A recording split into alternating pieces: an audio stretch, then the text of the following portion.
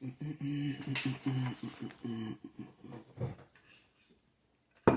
you, babykins. Ew. Don't be no haters.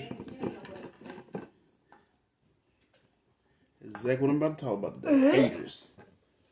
Haters gonna hate. You never want haters right here. Her name's Giselle Stewart. Well, hello everybody. How y'all doing? I'm sitting here with this hater right now called Giselle Stewart. Named Giselle Stewart.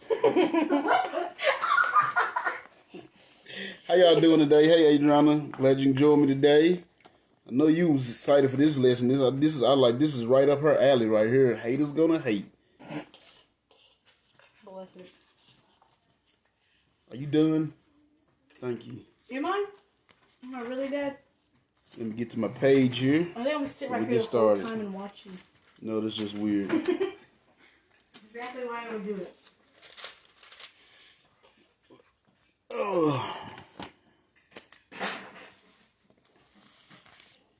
Well, how are y'all today? This is Brother John from River Lake Baptist Church. On behalf of the Lost Sheep Ministry, coming to bring y'all a lesson today out of this good word. It's a beautiful day today. I'm hoping spring will get here and get to stay. Hey, Jaden, how you doing, man? It's been forever. Good to see you, brother. But it's been a beautiful day today, and it ain't nothing better than top off a beautiful day than having some good word to talk about today. So, of course, if y'all saw my post from earlier, today we're going to do a lesson, or if you was with me Monday, today we're going to do a lesson on the type of today is the haters is going to hate. And this is actually, I'm pretty excited about going through this because it's something that we face a lot in the Christian life. Being a Christian, trying to be a man of God, or just try to honestly do anything right or successful, for some reason, human nature, it just breeds hate. And it's just, it's so weird. And when I was reading through this story of Joseph, I mean, I just saw the whole time this dude had just got hated on. And you get that a lot in this world, especially today. You know, we got people that absolutely just hate God these days. So when you get to talking about anything about God or anything, hey, Ashley, glad you can join. Hope you can stay woke this time. But if you get involved in anything, talking about God or dealing with the things of God, you're going to have people hate on you. So that's why I want to do this lesson. And like I said, the title of it is Haters Gonna Hate. But, and I just put that was the title because it's just catchy, because you hear it all the time. So it's a little bit more catchy. But the complete title is Haters Are Gonna Hate, but Stay Faithful Anyway. You know, so what I'm trying to do today is show y'all the importance and the benefit of staying faithful during the hate. What up, Cam? Good to see you, brother. Glad you can join us today. So what I'm going to show y'all is the benefits of staying faithful amidst the hate. That's going to happen. You're going to have people hate on you no matter what. And something I had to learn the hard way is you can't please everybody. Like, no matter what you do, you're not going to please everybody. Somebody's going to have, no matter what you do, no matter how good you do it, no matter how bad you do it, somebody's going to have a problem with what you're doing. So the best thing is just make sure whatever you're doing it for God. If you know you're doing everything you can to father God's kingdom and spread God's word, then that's all you can do. And you're just going to let the haters hate. So we're going to see a story today where the haters are going to hate. And when I look through this, it's actually two stories that deal with that's specific. Now, we all know that Jesus got hated on constantly. And the crazy part about it, when you read through the Gospels, you'll notice the people that was hating on him was the one that was always around him. Those the main people that hated on Jesus, the Pharisees and Sadducees, was always the one around him. Every time he said something, they was the one spoke up. Oh, I can't believe you said that, or I can't believe you did this. But yet they was always around him. And it's a weird thing that human nature. The very people that hate you are the ones that's usually close to you. So we're gonna see that happen in today's story. And like I said, this is gonna be a series. So I'm actually gonna be covering this for the next 2 weeks. Because there's 10 chapters in Genesis that deals with Joseph's life. So in order to see the whole story from the beginning when the hating started to the end, how it ended up, you got to go through all 10 chapters. So, and I'm not going to do all 10 in no one session, of course. I know I'm long-winded, but I'm not that long-winded.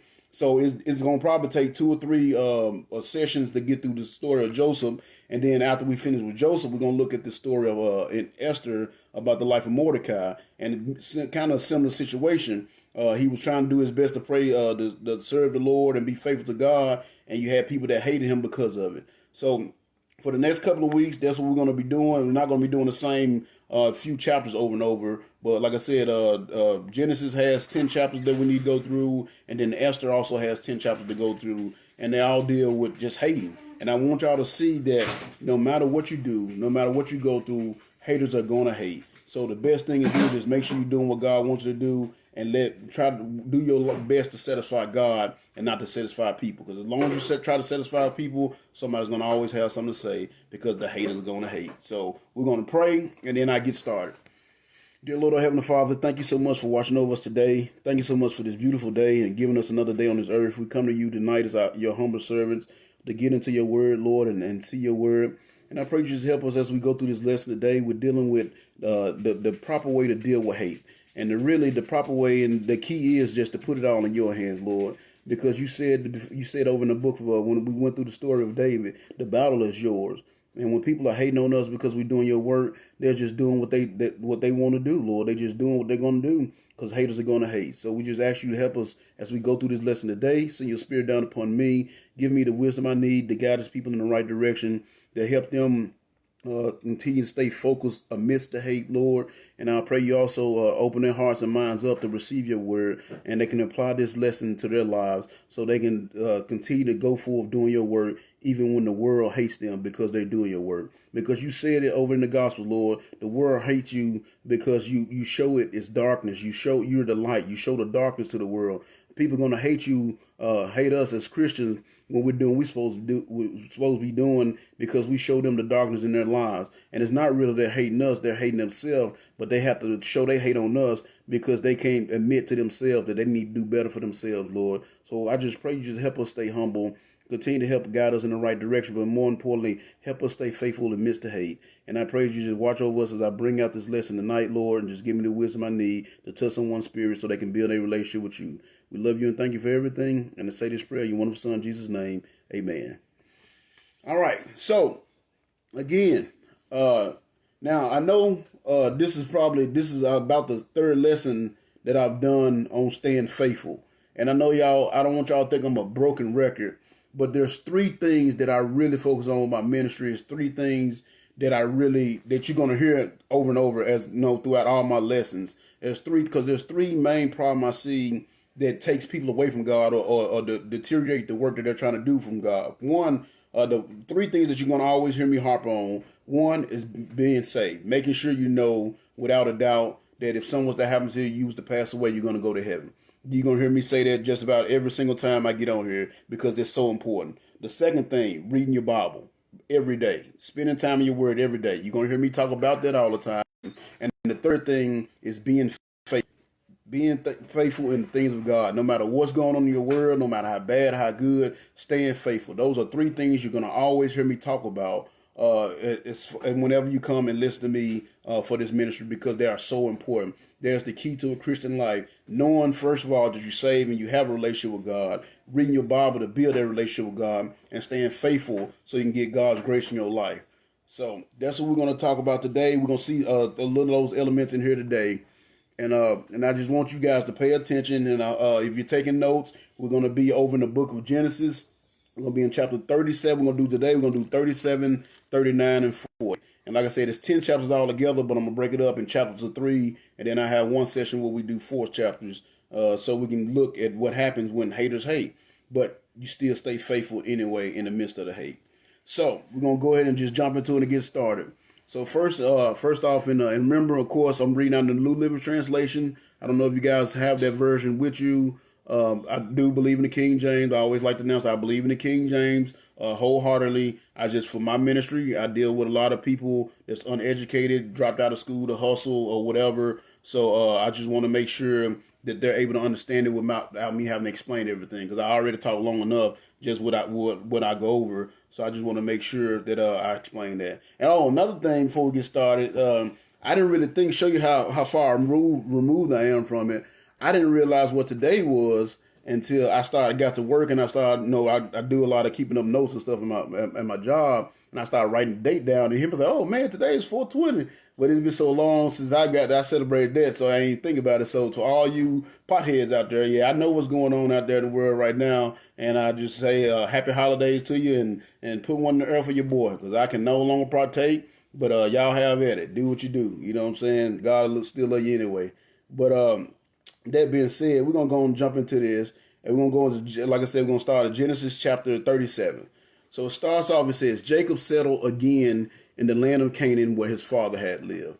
Now, of course, we know we didn't go. Of course, we didn't go all the way through the book of Genesis, but you know there was some point of time when his father. Of course, God came to Abraham, promised him the land of Canaan, and said that, hey, this is the land that I'm gonna give to you and your kids. You guys need to move there, and eventually, you know, you're gonna settle in. I'm gonna give you the entire land, and I'm gonna run everybody else that lives in the land out, and I'm gonna give it to you and your family as an inheritance.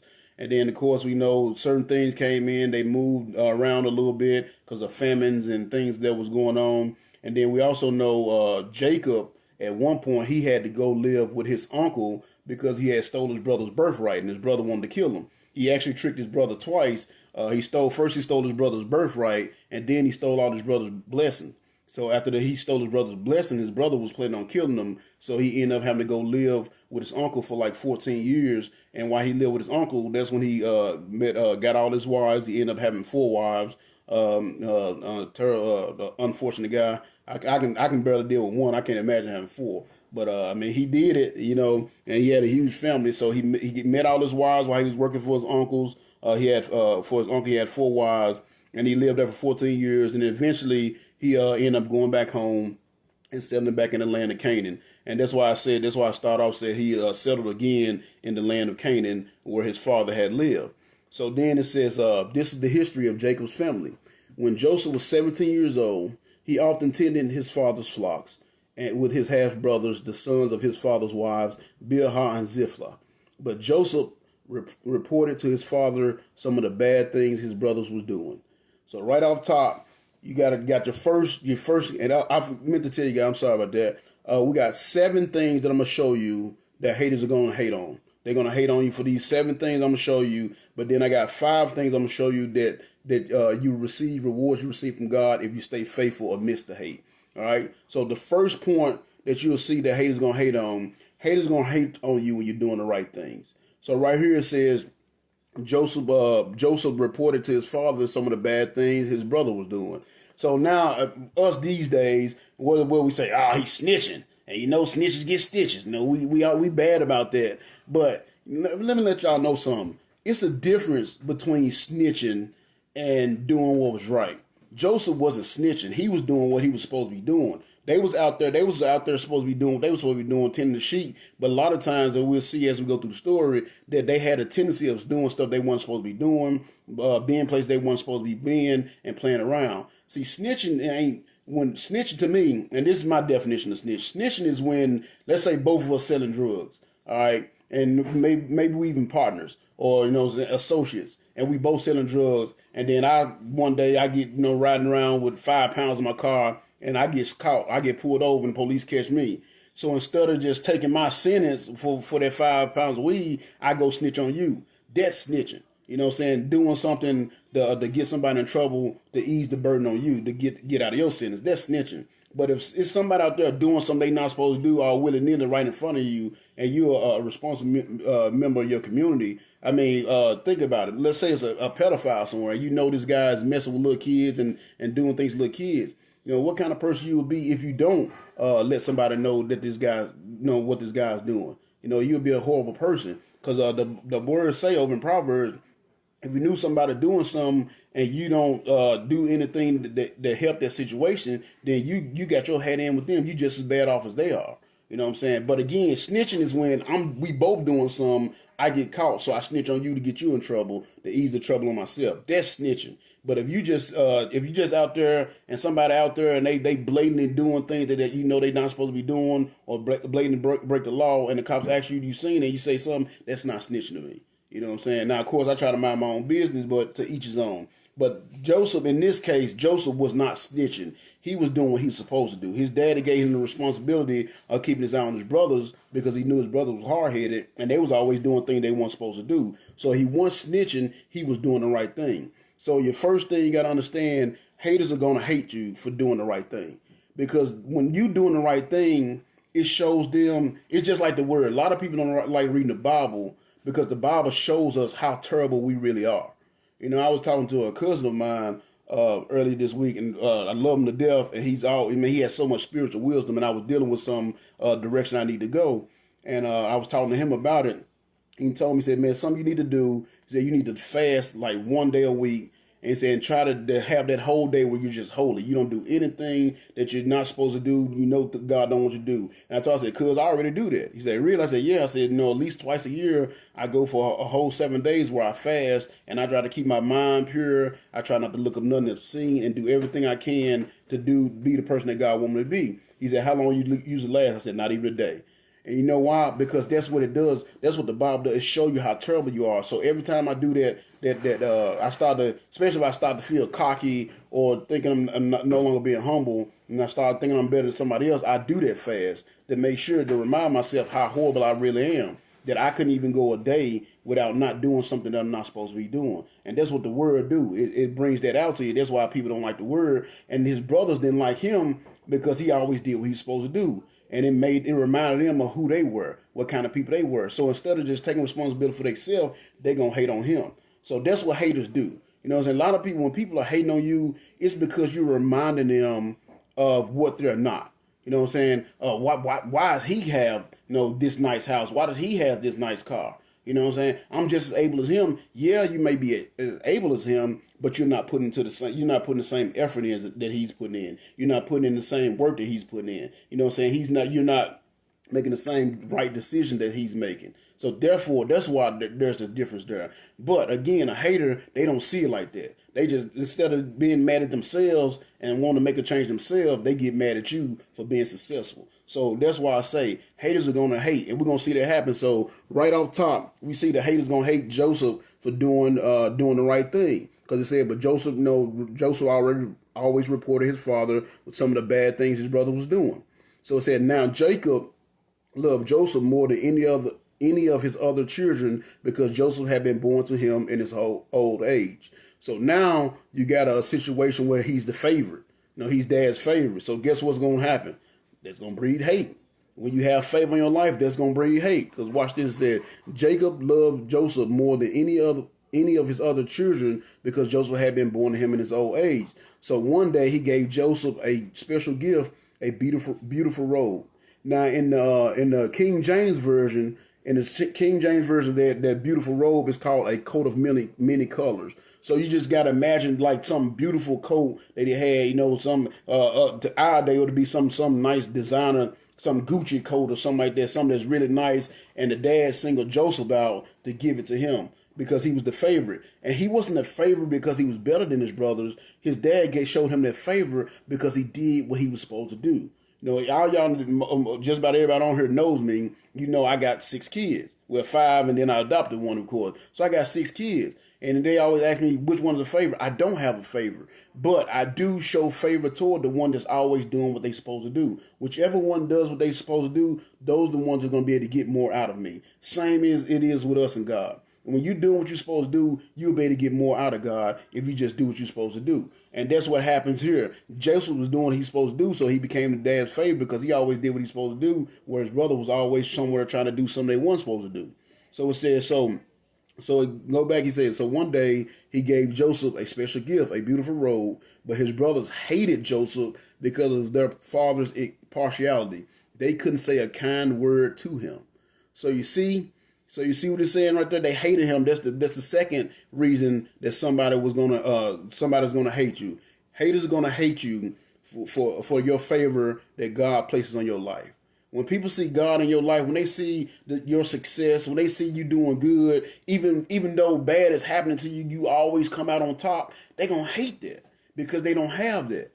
And again, it's not because you're doing something wrong. It's because they're not doing what they're supposed to be doing. It's not that you're doing wrong. It's just they're not doing right. And therefore, since they're not doing right, they don't have that same favor on their life that God has placed on your life. So again, instead of making the right decision and turning back and doing better by themselves, they just get mad at you. See, that's what haters do, because haters going to hate. All right, and think about the story that we went over a couple of weeks ago when we looked at the life of Cain and the life of Adam and Eve, and then when their sons came along, Cain and Abel. What happened? Abel presented a sacrifice to the Lord, and the Lord accepted his, but Cain presented a sacrifice, and the Lord didn't accept it. Why didn't the Lord accept his? Because when Cain made a sacrifice, he didn't do it the right way. You see what I'm saying? He didn't do it the right way. Abel did it the right way, Cain did it the wrong way. So therefore the Lord accepted Abel and didn't accept Cain. So instead of Cain getting himself right and coming at God the right way the next time, what did he do? He got mad and killed his brother. See, that's what a hater would do. Instead of taking it like, man, you know what? I need to get my stuff together and I need to come correct. No, he gonna kill his brother because he didn't do what he's supposed to do. So a hater's gonna hate. So far we see a hater's gonna hate you for doing the right thing. So you might as well just go ahead and do it because they're going to hate you anyway. And a hater's going to hate you for the favor that God puts on your life. That's what it do. A hater's going to hate. So then we go to our third one. It says in verse 5, one night Joseph had a dream and promptly reported the details to his brothers, causing them to hate him even more. So guess what else a hater going to do? A hater going to hate you for your dreams. A hater's going to hate you because of your dream, because your dreams are bigger than theirs.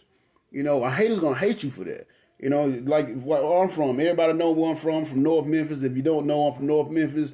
And, you know, and I love my guys there, but I've always been different. You know what I'm saying? And this is not just the same. This is not just for my hood. In any hood you go to, if you got somebody that play basketball, you got somebody that play football, if you got somebody that can sing or rap or whatever, they always want to be, the best football player or the best basketball player. You know, you got guys in the hood, oh, man, I want to be like LeBron James. I want to be Jordan. You know what I'm saying? But see, me, I was different. I wouldn't want to be a LeBron James. I wouldn't want to be a Jordan. I want to be the dudes that's playing LeBron James and Jordan. Because that's the real star there. That's the real money there. You know what I'm saying? The guy that's cutting their checks. That's who I want to be. See, my dream was always bigger. You know, and again, I didn't get a lot of hate from my neighborhood, but there's people that will hate you because of your dreams. And we see they're here with his brothers. It said one night Joseph had a dream and promptly reported the details to his brothers, causing them to hate him even more. See, their dreams were small. They were small-minded. They was cool with just, stealing sheep, hooking up with women they weren't supposed to hook up with, doing little silly stuff. But Joseph was dreaming that one day he was going to be a king. He was dreaming that one day the whole world was going to bow down to him. Even his mom and dad was going to bow down to him. Because he had huge dreams. And so when he tell his brother his dream, guess what? They hated on him.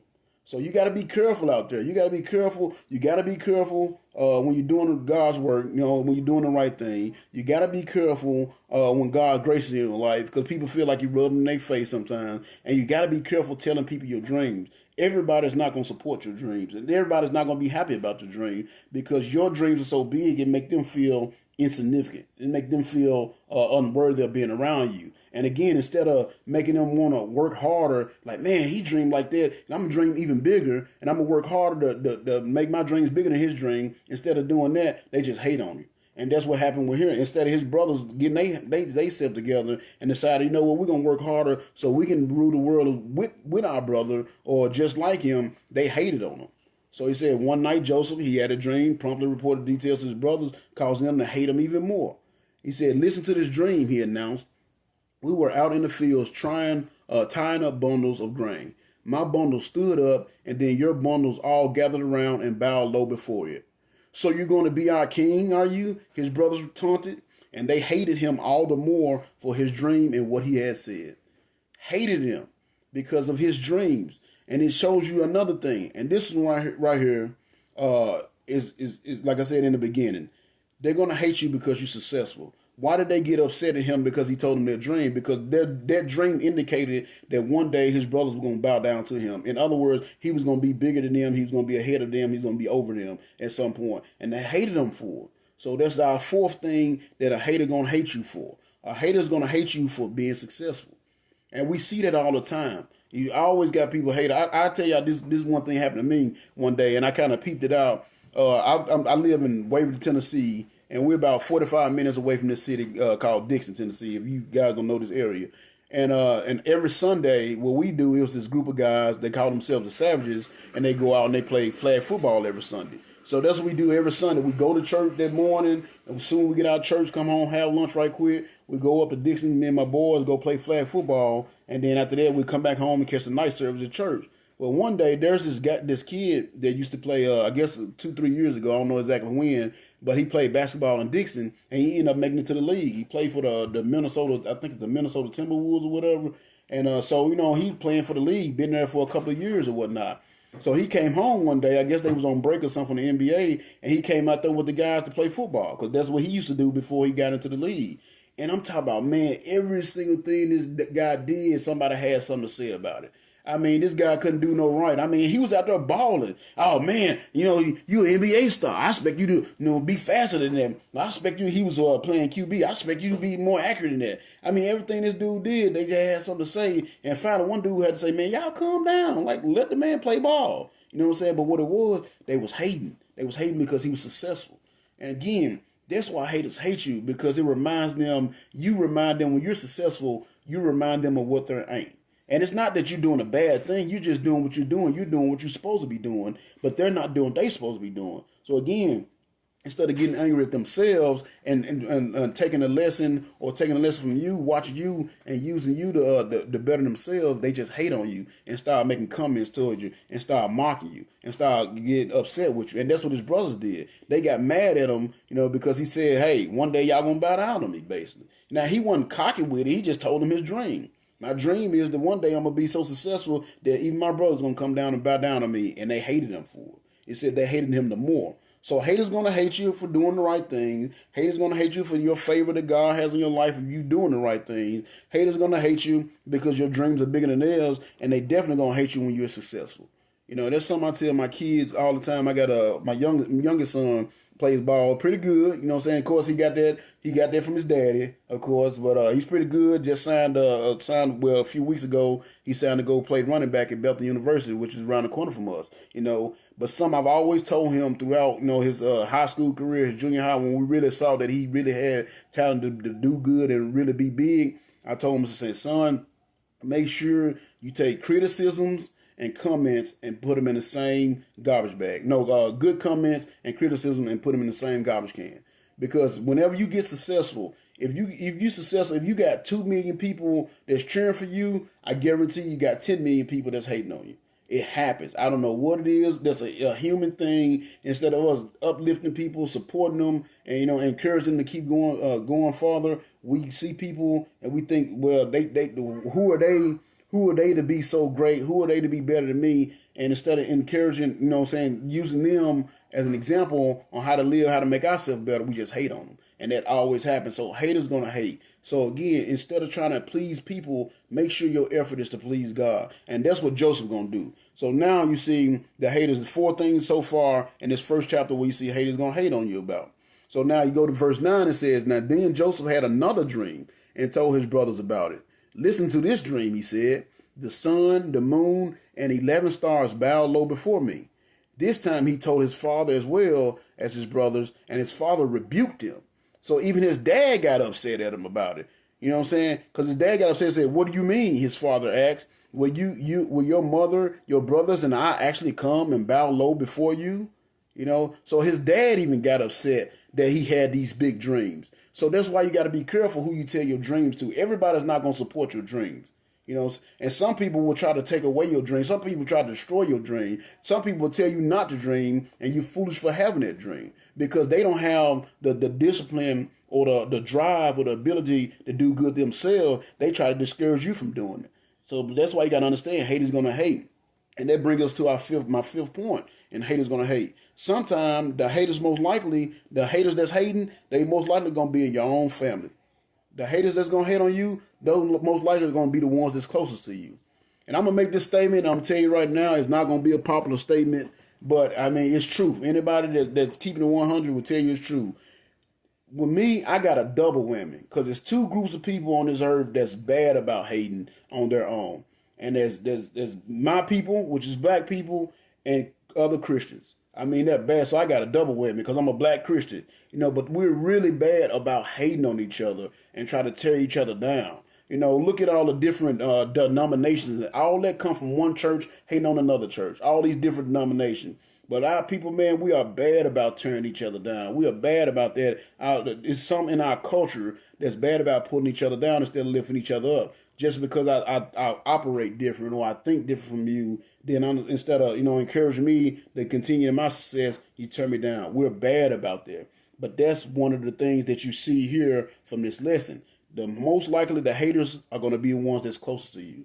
And it's a sad thing. You would think those are the ones that want you to be successful. You think those would be the ones that's going to push you forward. But instead, they be the ones that pull you down. I've had, and this is dead serious, I've had more strangers, and strangers, not only strangers, but people of other races help me get to where I'm at today than my own family has or my own friends have. I've had more strangers, people that I've met along the way in life, whether it was in college or in high school or whatever. I've had more strangers, or in other words, people outside of my family, my close circle. I've had more strangers help me get to where I'm at today than my own family has.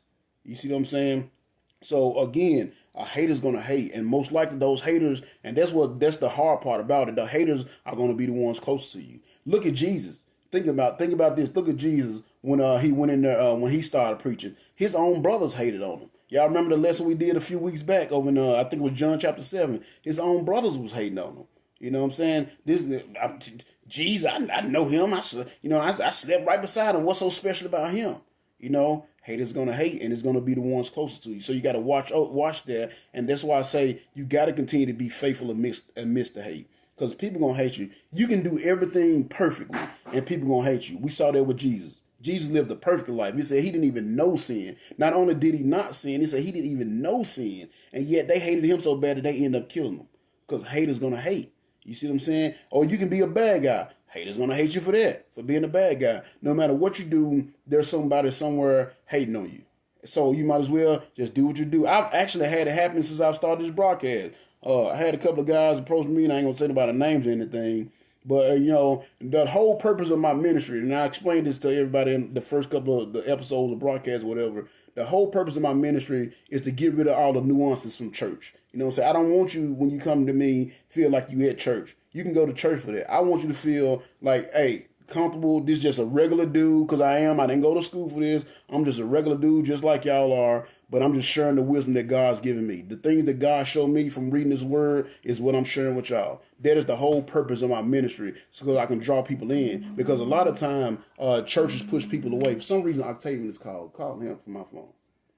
A lot of time the churches push people away. So that's why I'm trying to get away from the nuances of churches, because that's the whole purpose of the ministry. So that's why y'all see I'm in my what do you call this? I don't want to call it a wife beater, tank top, So I had some guys approach me, man, I can't believe that you supposed to be a man of God. I can't believe a man of God get on Facebook and talk about the word of God in the tank top.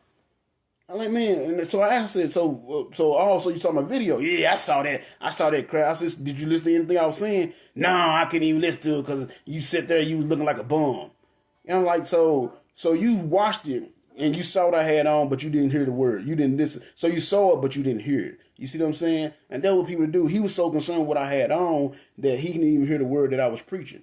You see what I'm saying? And that's what a hater would do. You know what I'm saying? He wasn't upset at me. He just didn't want to hear that word anyway. And he wanted to have me wearing a tank top as his excuse to not hear the word. You see, that's what a hater would do. What's wrong? Like I told, that's the whole point of my ministry, is just to be a regular dude. I just got off work. I'm trying to relax, just like y'all are. And I'm trying to spread this word at the same time. You know what I'm saying? I'm not trying to be fancy. I'm not trying to get here and dress up and do all that, because that's not the point of this. I just want y'all to get this word. You see what I'm saying? So then exactly, Cam, he was a homeless man. You know what I'm saying? He wore they said he wore sackcloth, and he had on a leather belt, and he ate bugs, but he spread the word. So when people want the word, they're gonna get the word no matter what. Now if I came here naked, then of course, yeah. But I mean, what's wrong with what I got on? But again, it's just a hater hating. You know what I'm saying? And told me, you look like a bum. I can't believe you get up there spreading the word of God in a tank top. You look like a bum. I couldn't even listen to it because you look like a bum. I said, no, you couldn't listen to it because it probably put you under conviction. about the way you was living your life. You see what I'm saying? But again, a hater's gonna hate. I can't let this stop me. I just got to keep doing me. You know what I'm saying? My main audience seem to be cool with it, so I'm cool with it. Now, if y'all have a problem, you know, someone that's here every single time, then like, okay, if I'm offended such and such and such, I change my ways. But if my folks that I'm the main ones that I'm here for, the main ones that I'm trying to reach, if they ain't got no problem with it, then why worry about him? Because I can be sitting here in a suit and tie right now, and I guarantee he still won't listen. You see what I'm saying? Hate is gonna hate. So just know that when you're doing God's work, don't let somebody hating on you stop you from doing God's work. And that's what these boys here was doing. Joseph knew he was doing had a work that God had showed him that he had a great work to do. He was going to be somebody great, and his brothers and even his own dad tried to tear his dreams down, because that's what haters do. Instead of trying to be there with him and walk with him, they tore him down. So then that's what. So he said, you know, this time he told his father as well, and as well as his brother. His brother rebuked him. In other words, his father got on him. What do you mean? Your brothers, his father asked, will your mother and your brothers and I actually come and bow down before you? But while his brothers was jealous of Joseph, his father gave it some thought and wondered what it all meant. So his father, it was more of it wasn't a necessarily hating thing. It was just taking out a shock thing. Like, what do you mean? You know, you're going to be over me? Because that's basically what he was telling them. He was going to be, what the dream was saying, that at some point in their life, they were going to all bow down to Joseph. So, I mean, that's like my son coming to me and telling me I didn't, cleaned his butt since he was a baby, you know what I'm saying, taking care of him. And he come to me telling me that one day you're going to have to bow down to me kind of thing. I probably get a little offended too, and especially that male testosterone thing, maybe a little pride in there. So that's what it was. But when he really thought about it later on, when the wisdom kicked in, he's like, what does it all mean? Because the thing was, he knew Joseph was special. He knew Joseph was special, and he knew that God had something special for Joseph. And that's why he said, okay, well maybe it really is. You know what I'm saying? Maybe there really is something there, and he thought on it. So he didn't really hate on it, but his brothers, they hated him for it. They hated his dreams. They hated the favor that he had, because his dad was his favorite. They hated his dream. They hated the success he was having. They hated that he was always doing the right thing. They just hated on him, because a hater's going to hate. So then we go down to verse 12. It says, soon after this, Joseph's brothers went to pasture their father's flock in Shechem. When they had been gone for some time, Jacob said to Joseph, your brothers are over at Shechem with the flocks. I'm going to send you to them. And Joseph replied, I'm ready to go. So you see the characteristic of Joseph. Now, he could have complained, like, man, I don't feel like they don't even like me, Dad. I don't want to go over there chasing them around because I know they're somewhere doing something they're not supposed to be doing. No, Joseph said, all right, I'm ready to go. His daddy told him something. He was willing to follow his father's will. It wasn't about what he wanted to do. It was about what his dad wanted him to do. And a lot of times we lose grace on our life from God because we're not willing to follow God's will. We're not willing to go to places that God wants us to go. We're not willing to do the things that God wants us to do. But we see here with Joseph that he was ready to go. I'm ready to go. You know what I'm saying? He didn't, how do you make a hater stop hating? Success, Pat. That's all you can't make a hater stop hating. And matter of fact, we're gonna see that throughout this lesson. You cannot make a hater stop hating. That's what they're gonna do. You can't make them. You can only do you. That's it. That's why the name of that's why the title of the lesson is that a hater's gonna hate. That's what they do, Pat. They can't put that drive in like you got. They can't do what you doing. So instead of looking up to you, like me, something I do with people that I hang around, I try to hang around people that's more successful than me in certain areas. Like, I love being around my preacher because he didn't know the Bible so much more than I do. So I love being around him. I love asking him questions. I love picking his brain, because I know he know more than me. And I know as long as I hang around him, then I can elevate myself. When I play ball, I love, practicing with the big guys. Even when I was a freshman, I always wanted to be over there where the starters was. I didn't want to be over there with the bench riders. I wanted to be over there with the starters was because I knew hanging out with them was going to make me better. See, that's a successful attitude. But a hater, they just going to sit there and talk about him. He think he this, he think he that. He ain't this, he ain't that. I can do the same thing. Well, why ain't you doing it? You know why you ain't doing it? Because you're a hater. And a hater's just going to hate. So, Pat, to answer your question, you can't make a hater stop hating. So just do what you do, because the hater's gonna hate. That's why this whole lesson is titled "A Hater's Gonna Hate," because we're gonna see they're gonna hate on Joseph but he's not going to get discouraged. And they're going to hate on him majorly. Like, we get hating. Somebody might look at us funny or make a little snarky comment toward us. But with Joseph, they're going to hate on him majorly. They're going to try to pretty much kill him because they're going to hate on him so bad. But he's going to stay faithful through it. So that's why I say the title of the lesson is a hater going to hate. Just remain faithful. So we go down. So his daddy told him, look, the boys are down there with the flocks in Shechem. Obviously, they hadn't got back in time like they were supposed to, because most likely they were somewhere doing something they weren't supposed to be doing again. So the dad sent Joseph to go look for them. So he told him in verse 14, he said, go and see how your brothers and the flocks are getting along, Jacob said. Then come back and bring me word. So Jacob sent him on his way, and Joseph traveled to Shechem from his home in the valley of Hebron. Now, when he arrived there, a man noticed him wandering around the countryside. What are you looking for? He asked. For my brothers and their flocks, Joseph replied. Have you seen them? So the fact that he was having to wander around, he was had to look for them, show you what? They wasn't where they were supposed to be at. So once again, they wasn't where they were supposed to be at. He went exactly what, had they been doing what they were supposed to be doing, he would have been able to go straight to them. Because they had certain areas they went and they took the flock to do these things. But again, you see, they wasn't what they were supposed to be at. So this is why they ain't got the grace on their life. This is why they ain't got the God's favor on their life. This is why they can't be successful, because they don't know how to do the thing they supposed to be doing. But again, instead of recognize that about themselves and improve themselves, what they do? They gonna hate on Joseph. So watch this. So Joseph went to find his brothers. They wasn't where they were supposed to be. So in verse 17 it says, he told the man, he said, I'm looking for my brothers. Have you seen them? Yes, the man told them, but they are no longer here. I heard your brothers say they were going to Dothan. So Joseph followed his brothers to Dothan and found them there. So again, you see where they at, somewhere they weren't supposed to be. They were supposed to be in Shechem, but they in this other town because they doing stuff. Because they doing stuff they not supposed to be doing, and that's what happened here. He went to find them, but they weren't where they supposed to be. So then when he came and said, when Joseph's brothers saw him coming, they recognized him in the distance and made plans to kill him. Here comes their dreamer, they exclaimed. You see what I'm saying? Here come that dreamer. Here come this guy with his big dreams. Why don't we go and kill him? Why don't we just go and kill him? Let's go and take him out. I'm tired of him and his dream. Why are you tired of him and his dream? You know what I'm saying? He's just trying to dream big. He's trying to be successful. So why don't you try to be like him instead of hating on him? But that's what you can't do that, because why? You know why? A hater's going to hate. So again, he told them, they said, here he comes, here come that dreamer. So you see your sixth reason that a hater's going to hate on you. A hater's going to hate on you because you are where you're supposed to be. And they're not. Because again, they were supposed to be in Shechem, but they over here in Dothan. So when Joseph came to find them, they got mad at him because he came to bring them out. He actually going there to help them. He tried to help them get back to where they need to be. He going in there to help them, but instead of them taking the help, what they do? They hating on them. You know why? Because a hater's going to hate. A hater's going to hate. A hater's going to hate you when you're where you're supposed to be at, doing things that you're supposed to be doing, and they're not, because they don't have the same capabilities that you do. Now, again, it's not that you're better than them. You know, the ground is even at Calvary. I don't believe I'm better than anybody out there. I know what I'm doing now. Anybody else in this world can be doing the same thing if they get their heart to God like I did.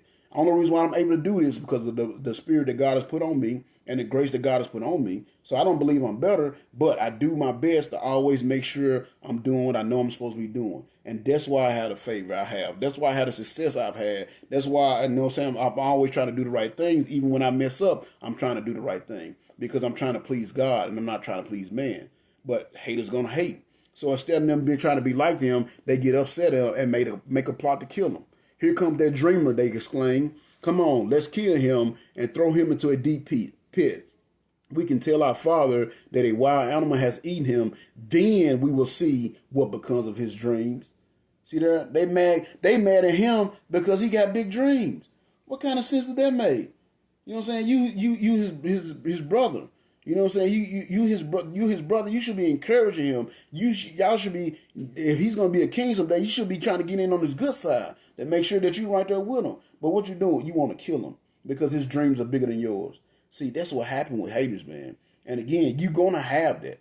When you're successful, you're gonna have people hate on you. It's coming. When you do God's work, especially when you do God's work, you're gonna have people hate on you. Matter of fact, when you do God's work, you're gonna have the world hate on you. Because the world don't want you doing that. The world, you think the world want me doing this little Facebook Live and bringing God's word to people? You know, that normally wouldn't get God's word? No. So people going to hate on you. Man, you look like a bum in that shirt. What's that? That's hating. That's the word hating on me because I'm doing what I'm supposed to be doing. I'm right where I'm supposed to be at, doing God's work. So haters are going to hate. So you got to understand that, and that's why I wanted to go through this lesson. A hater going to hate on you no matter what you do, so you might as well just do you. Do what makes you, what you need to do to be successful. Try to bring as many people that's willing to come with you, bring them along. You know what I'm saying? I'm all about that. You know what I'm saying? Bring them along. But in the end, don't let people hate on you stop you from doing God's work. Don't let people hate on you stop you from loving the Lord. Don't let people hate on you stop you from having faith in the Lord. That's my concern. That's why I want y'all to go through this lesson, because we're going to see Joseph did. That's what Joseph did. He got hated on. He got treated poorly. But, man, he just kept on doing with God. And God blessed him in an amazing way. So they see him coming. You know what I'm saying? Again, they somewhere they not supposed to be at. They know somewhere they not supposed to be at. They see him coming, and they decide they're going to try to kill him. You know what I'm saying? So they come up with this plot to kill him. So their brother Reuben steps in, the oldest. Now Reuben was the oldest, and he steps in. Now it's gonna sound like he's coming to Joseph's rescue, but really he has some ulterior motives for the reason why he stepped up. So in verse 1 it says, Reuben came to Joseph's rescue. Let's not kill him, he said. Why should we shed his blood? Let's just throw him alive into this pit here. That way he will die without our having to touch him. Now Reuben was secretly planning to help Joseph escape, and then he would bring him back to his father. So you see, it make it seem like, oh, Reuben was going to be a hero and he was doing this, but really he had some ulterior motives. Because again, we didn't go through all the chapters, so you didn't. If you're not familiar with the history of the family of Jacob, you don't know this. But a little while back, in a couple other chapters, what happened was Reuben actually hooked up with one of his father's wives. So Reuben, and that was a big no-no. Especially, I mean, that's a big no-no now, but that was a real big no-no back then. So while he was the oldest, he was the one supposed to inherit everything. His daddy kind of disowned him. Now they still lived together, but his daddy, he didn't have the power and the authority that he would have as an elder child. So with him and he knew that Joseph was his dad's favorite. So really what he was trying to do, he was trying to save face with his dad and get back in good with his dad by taking up for Joseph. And he was going to save Joseph and take Joseph back to his dad and hopefully get him some cool points off of it. So that's why he's stepping up. He sounds all majestic. Oh, no, that's our brother. Don't do that. But in reality, he's just trying to get back in good with dad because he hooked up with one of his dad's wives and his dad has basically disowned him. So that's why he stepped in there. So it wasn't out of the love for his brother. It wasn't because he was trying to encourage his brother. He was just trying to get somewhere, get in good with his dad to save his own face with his dad. So that's why he stepped up. So then in verse 23, it says, so when Joseph arrived, so now look at the hating they're going to do. So it said in verse 23, so when Joseph arrived, they pulled off his beautiful robe and threw him into the pit. This pit was normally used to store water, but it was empty at the time. Then, just as they were sitting down to eat, they noticed a caravan of camels in the distance coming toward them. It was a group of Ishmaelite traders taking spices, balm, and myrrh from Gilead to Egypt. Judah said to the others, what can we gain by killing our brother? That would just give us a guilty conscience. Let's sell Joseph to these Ishmaelite traders, and let's not be responsible for his death. So after all, he is our brother, and his brothers agreed. So when the traders came by, his brothers pulled Joseph out of the pit and sold him for 20 pieces of silver, and the Ishmaelite traders took him along to Egypt. So you see that? They hated this man so much. They hated him so much. They were so petty that they sold him into slavery. Their own brother, their own flesh and blood, sold him into slavery because he had big dreams. You see what I'm saying? Because he wanted to be successful. Because he wanted to be more than what he was. He wanted to be something big, and they hated him for that. And they hated him so much that they was going to kill him, but they hated him so much that they sold him into slavery. And you notice when he came up, was the first thing they did. They pulled off his beautiful robe. They took his clothes off of him. Why you got on the Gucci? You know what I'm saying? Most time when people get robbed, when you see dudes get robbed, they getting robbed by somebody hating on them. Look at him in the club. He got his watch on. You know what I'm saying? He got the Gucci belt on, the Gucci hat, the Gucci outfit. Watch what happens when we get out this club. I'm going to rob him. You know what I'm saying? And you think they robbed him just so they can make a come up and get some money. No, they robbed him just to hate on him. Just to take what he had because he got something. They feel he got something better than them. They feel that his status is better than their status, so they got to knock him down up here. So that's what they did here. Joseph had these big dreams. He wanted to be something great. So instead of his brothers getting behind him and encouraging him to go forward, they hated on him, sold him into slavery. His own brother. sold them into slavery. That's sad. That's a sad state of affairs right there, man. If you find yourself, let me tell you something. If you can't say nothing positive about a guy, because you notice over in the other page they said, I'm read it again. He said his brothers hated Joseph because their father's impartiality, and they couldn't say a kind word to him. If you find yourself not being able to talk to somebody, not being able to have a good, decent conversation with somebody because they so successful and it just irks you, then you need to check yourself because you become a hater. Because that's what haters do. And so his brothers hated on him. He had this nice robe. He had his favor from his dad. He had success. He had these big dreams. And because of all this, it made them feel inferior to him. So instead of, again, learning from him, getting closer to him, learning from him, and try to get to have the same drive that he had, they decided to hate on him. And they took his clothes and then sold him to slavery. That's some hating stuff right there. That's what a haters do. So again, a hater's going to hate. And y'all notice Joseph have not done anything to these guys. Yeah, he was telling the dad what they was doing, but he was only doing what his dad told him to do. His dad had told him to go out there and keep an eye on him, and he came back and said, "Dad, they was doing this with the sheep. They was supposed to be over in Shechem. They down in Dothan." And again, that's not snitching if your dad has sent you out there to do that thing. That's not snitching. That's doing what you're supposed to do. But again, a hater gonna hate you for doing what you're supposed to do. He did what was right, and they hated him for it. He had success, and they hated him for it. He had big dreams, and they hated him for it. Why? Because a hater's gonna hate. You know what I'm saying? And again, it was the ones close to his own brothers sold him into slavery because they hated him for being successful. But we're gonna see Joseph, and I love the story. I know my man Cam on here say he loved the story of Joseph. I absolutely love the story of Joseph, man. And for y'all ones that's watching it now, and if you're watching the video, this is gonna be a 3-part series. So to see the way the whole thing play out, you got to see all 3 parts. Because the ending is, it's just magnificent. I love the ending to this. It's just a wonderful story all the way around. So I pray that y'all will be able to see all 3 parts so you can see how all this hating plays out. Because right now it's looking bad. You know what I'm saying? His brothers hating on him. They don't like him. They probably don't include him in anything. They probably had a little get together party, don't even invite him because, here come that dreamer kind of thing. They hate him. They can't stand him. It said they couldn't even say a kind word to him. That's how much they hated him. But guess what? He's gonna get the last laugh in the end, because he's gonna stay faithful to the Lord and not worry about his brothers. So now his brothers, they stripped him of his clothes, his beautiful robe. You know what I'm saying? I'm pretty sure they took it and ripped it all up and cut it up. You know what I'm saying? Just to hate on him even more. Probably did it right in front of his eyes just to hate on him even more. And now they sold him into slavery. So now Reuben comes back. Now remember earlier Reuben was like, we're going to try to protect him kind of thing. And I don't know where Reuben was at. It don't really specify where Reuben was at when they sold him to the slavery. But obviously he wasn't there when it happened because they said he came back looking for him. So in verse 29 it says, sometime later Reuben returned to get Joseph out of the pit. When he discovered that Joseph was missing, he tore his clothes in anguish and frustration. Then he went back to his brothers and lamented, "The boy is gone. What can I do now?" You see, what can I do now? And you see there, he was trying to get, again, you see, it wasn't that he was trying to save his brother or take up his brother. He was just trying to get back in good with his dad because of what he had done.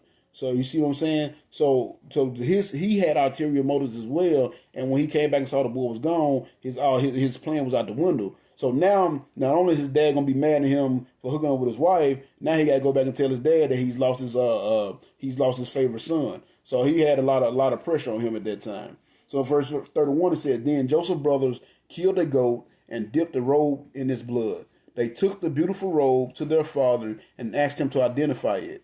'We found this in the field,' they told him. 'It's Joseph's robe, isn't it?'" Now they knew it was Joseph's robe, you know what I'm saying, because they took it from him. But you notice how everything they doing to Joseph is surrounded by his robe because they hated him for his robe. This man, he had nice clothes. They hated him because he had that nice clothes. They hated because every time he stepped out, he was Gucci. It made them mad because their dad never gave them none like that, but they gave it to him. You see what I'm saying? And they hated him for it. You know why? Because a hater's going to hate. So then in verse 32 it says, their father recognized it at once. "Yes," he said, "it is my son's robe. A wild animal has attacked and eaten him. Surely Joseph has been torn in pieces." Then Jacob tore his clothes and put on sackcloth. He mourned deeply for his son for many days. His family all tried to comfort him, but it was of no use. He said, "I will die for my son," he would say. and then began to weep. Meanwhile, in Egypt, the traders sold Joseph to Potiphar, an officer of Pharaoh, the king of Egypt. Potiphar was captain of the palace guard. So you see right there. Now that ends chapter 37, but you see right off top how God is taking care of Joseph. Because now he's in slavery. He's still a slave, yes, which is bad. But look, of all the people for him to be sold to, he could have been sold to some middle class family, or he could have been sold to some dude that was honorable but not that close. But he got sold to a guy that personally worked for the king. So even though he's in a bad situation, he's still gonna be in a good situation, so to speak. It's gonna be the best situation he can be in, because he's gonna be working close to somebody that's working for the king. So you see, God already got his hand on it. So y'all gotta remember this. Y'all, I told y'all before, my life verse is Romans 8:28. And we know that all things work together for good to them that love God, to them who are called according to his purpose. And we're going to see right here before our very eyes how everything going to work together for good for Joseph. And because of Joseph being hated on, because him being stolen to slavery, he's going to end up in prison as well. He's going to end up being able to save a whole nation because he never took his eyes off of God. He never lost his faith in God. And he just stayed faithful even though the people was hating on him. So that was chapter 37. So now we're going to go over, we're going to skip 38. 38 is a little chapter they throw in there that deals with Judah and Tamar. And this is something that happened in the meantime. But it's not significant. Not that it's not significant. It's in the Bible, it's significant, but not significant to our story. So that's why I'm skipping over chapter 38 and I'm going over to chapter 39. So Joseph's brothers, they've hated on him. They hated on him because he always did the right thing. They hated on him because he had God's favor on his life. They hated on him because he dreamed bigger than they did. They hated on him because he was successful. They hated on him because they was just because he was always where he was supposed to be. And again, it was his family that was doing all the hating on him. But watch what God do for Joseph. Because Joseph he gonna complain. He ain't gonna even complain. He gonna stay what had happened to him. But Joseph never gonna complain in the midst of all this. He's gonna stay faithful to the Lord. So check this out. So now his brother just stole him into slavery, and again he can just end up in this guy's Potiphar's house, which happened to be the captain of the guard for the king. So then in verse 39 it says, "Now when Joseph arrived in Egypt with the Ishmaelite traders, he was purchased by Potiphar, a member of the personal staff of Pharaoh, the king of Egypt. Potiphar was the captain of the palace guard." So again, of all the people to get bought by, he got bought by the captain of the guard for the king. So, I mean, it's a bad situation, but at the same time, still a good situation. I'd rather be known in the palace of the king working than in just some random dude's house. So he still, even though it's a bad situation, God still setting him up to be successful. So then in verse 2 it says, "The Lord was with Joseph and blessed him greatly as he served in the home of his Egyptian master." So right there we see our first reward of staying faithful in the hate. Now right now, Joseph got every reason to be upset. He got every reason to be pissed off at God, which all of us do. All of us, if y'all heard my testimony, y'all heard about how I got pissed off at God because of all the things that happened to me. This guy has every reason. He's done everything he's supposed to do. You know what I'm saying? He was, righteous. You can see anywhere where it says he wasn't righteous. He always did what he's supposed to do. He always did what his father told him. He was always where he was supposed to be. And yet he still ended up being sold into slavery. So if anybody got a right to be upset at God right now, it was Joseph. But he didn't get upset. You know what I'm saying? He didn't get upset. He just stayed faithful. So it says the Lord, and because of that, the Lord was with him. So your first reward of staying faithful, even during the hate, you're going to have God's grace and God's blessings. And that's what it said right there. It said the Lord was with Joseph and blessed him greatly as he served in the home of his Egyptian master. Why? Because he didn't get upset at God. God, I don't know why you're doing this to me, man. I've done everything I can to serve you. And now I'm here as a slave, but you got me here. It must be some work for me to do. And he just stayed faithful. And that's what happened there. So God blessed him. So it said, and check this next line out. It said, Potiphar noticed this and realized that the Lord was with Joseph, giving him success in everything he did. See there, his faith was so strong in God, and he was so faithful to God that even though he was in this pagan land, because Egyptians, they worship idols. They worship they had all kind of gods. They had many gods. So God's grace was on this man so strong that this pagan Egyptian knew that this man had God with him. And it said he noticed this and realized that the Lord was with Joseph, giving him success in everything he did. So Joseph naturally became quite a favorite with him. So what do you see again? Now, a lot of this It's going to be similar to what we saw when we did the lesson of Daniel. Some of the same rewards, but that's the rewards of being faithful. And that's why I say I know it feel like I'm a broken record, but I say this because honestly, with my ministry, the thing I have the problem with the most is people staying faithful. You know, people all know I talk to people all the time about reading the Bible every day. They might do it for a couple of weeks and then they fall off. You know what I'm saying? They might do it for a couple of weeks and then they fall off. I talk to people about going to church all the time. They might show up 1 or 2 times, then they fall off.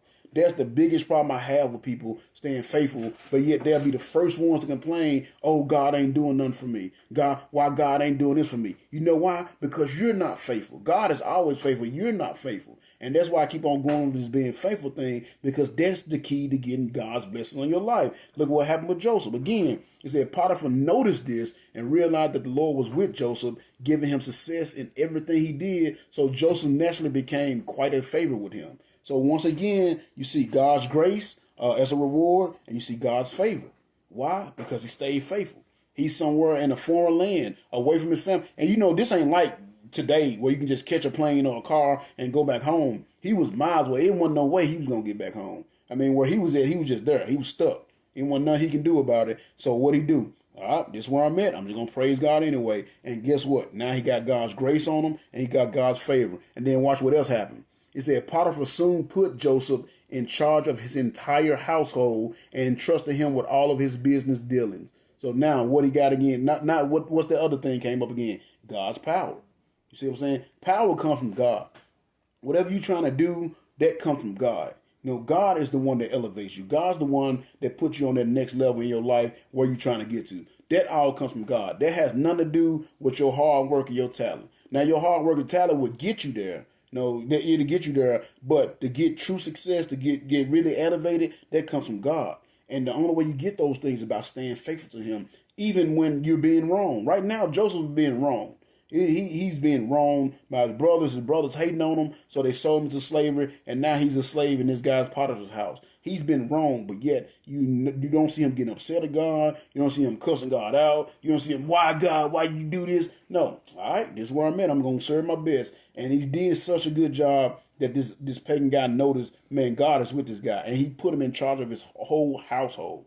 A slave. He put a slave in charge of his whole household because that's how much favor and grace that Joseph had. And he knew, man, this guy got so much grace and favor on his life. If I put him in charge of my stuff, guess what? My stuff going to be successful as well. And that's exactly what happened. So that's how he ended up getting God's power. See, again, that's another reward of being faithful. You know, he could be upset with his situation, but he's not. He's just serving God where he's at. So he says, so check out what happened. It said, Potiphar soon put Joseph in charge of his entire household and entrusted him with all his business dealing. From the day, now check this out. This show you how good my God is. I don't know about y'all, God, but I'm going to show you how good my God is. It says, from the day, in verse 5, from the day Joseph was put in charge, the Lord began to bless Potiphar's for Joseph's sake. I'm sorry. From the day that Joseph was put in charge, the Lord began to bless Potiphar for Joseph's sake. All his household affairs began to run smoothly, and his crops and livestock flourished. So Potiphar gave Joseph complete administrative responsibility over everything he owned. With Joseph there, he didn't have a worry in the world except to decide what he wanted to eat. So as soon as Joseph came into the picture and he put this Joseph guy in charge, the only decision he had to make was what he wanted to eat that day. That's how much Joseph was blessed. That's how much grace that Joseph had on his life. That's how much God's favor he had on his life. Why? Because he was being faithful even though he was being hated on.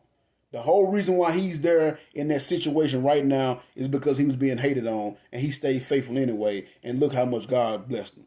That's what God would do for you.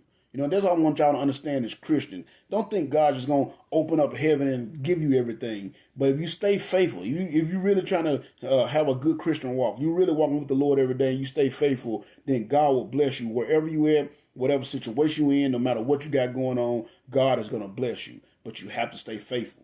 Again, Joseph could have been upset, but he just stayed faithful. And now he went from being hated on by his brothers, hated and despised at home, to the living, to being sold as a slave, and now he's a slave in this man's Potiphar's house, and he's been put in charge of this man's entire household.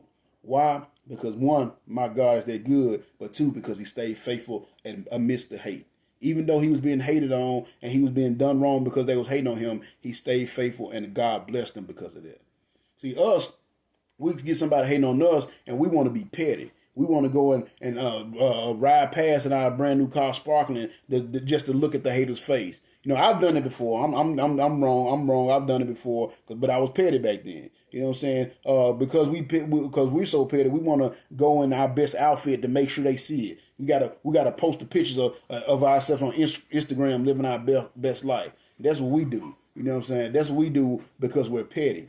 But Joseph didn't do that. He just like, man, all right, this is where I'm at. I'm just gonna serve God the best I can where I'm at, and God blessed him for it. So now you see, he got God's grace on his life, he got God's favor on his life, and he received all this power from God because he stayed faithful, even though he was being hated on.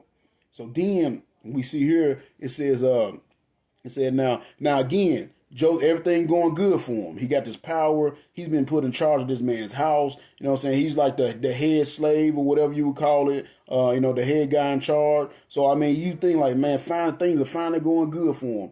But when things got going good for you in your Christian life, guess what's going to happen? Every single time, devil going to show up. Be prepared for it. The devil is going to show up. Every time you get to going good, doing things you're supposed to do, the devil is going to show up. That's exactly what's going to happen. Because watch what happened here. So it said, now Joseph was very handsome and well-built young man. So he probably looked like me, according to the description. He's very handsome, well-built young man. So he looked like me. All right, don't be hating. See, I got haters in my own house. You see that? Stop lying, Milk Dud. That's messed up. So anyway, Joseph looked like me. He was very handsome and a well-built young man. And it's saying about this time, Potiphar's wife began to desire him and invited him to sleep with her. What kind of stuff is that? This man is there working for your husband, a slave for your husband, doing his best to keep your house in order, and you want to come at him. See, that's what the devil do. The devil do. Soon you get getting your stuff in order, going the right way, the devil gonna come at you. And we're gonna know it's the devil because watch what Joseph gonna say to her. Now, so she gonna try to come on to Joseph, but he said Joseph refused.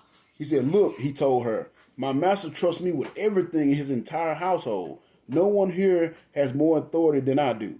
He has held back nothing from me except you because you are his wife. How could I ever do such a wicked thing? It would be a great sin against God. You see there? I'm trying to serve God. Why would you come at me like that? I'm trying to serve God. But that's my 7 point. That's and haters gonna hate. We're gonna go back to that. Haters gonna hate. Number 7. Haters gonna hate you when you're trying to be faithful and serve the Lord. That's the whole main idea. You know what I'm saying? The main idea. Haters gonna hate. Yes, and I am convinced, Brother Bob. Thank you very much. But a hater's gonna hate you when you're trying to do God's work. A hater's gonna hate you. When you're trying to be successful, a hater's gonna hate you. When you're trying to have big dreams, a hater's gonna hate you. When you're doing the right thing, a hater is gonna hate you. So just be prepared for it. That's why I'm doing this lesson. Like I told y'all, when I do lessons, it's to help y'all get through in your Christian life because it's not easy. Being saved is easy. Becoming a Christian is the easiest thing you do. You just realize, of course, that we're all sinners. Because of sin, you're supposed to die and go to hell. But because God loved us, he sent Jesus to die for us. So we accept him in our hearts, truly accept him in our hearts as our Savior, we get saved. That is easy. But living the Christian life, that's the hard part. And the reason why it's hard a lot of times is because haters going to hate. Because of the people hating on you. The people trying to pull you away from the Lord. So you have to be careful. You have to be careful with that. So don't let that take you away from being successful. Don't let that take you away from doing God's work. And you see, the devil stepped in and tried to pull Joseph away from doing God's work. He's representing God in a mighty way to where this pagan realized, like, man, this guy got God on him. I'm going to put him in charge of my whole house. And just like he thought, as soon as he put Joseph in charge of his whole house, everything ran smooth. All his crops was coming in good. His livestock was flourishing. They was multiplying. And they said this man, all the thing he had to worry about was what he wanted to eat. Because Joseph, the favor that the Lord had put on Joseph's life. But guess what? It was getting too good, so the devil had to step in. And now this man's wife is going to come at Joseph trying to hook up with him.